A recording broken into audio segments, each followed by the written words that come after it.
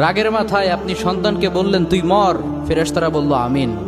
তোর ভবিষ্যৎ অন্ধকার, ফেরেশতারা বলল আমিন।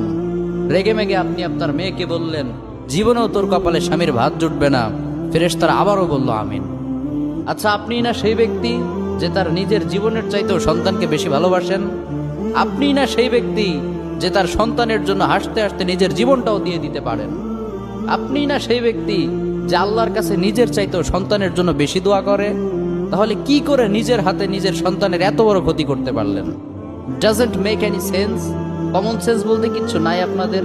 আপনারা কি জানেন না আপনাদের রাগের মাথায় বদদোয়া করাগুলো ফেরেশতারা আমিন বলে?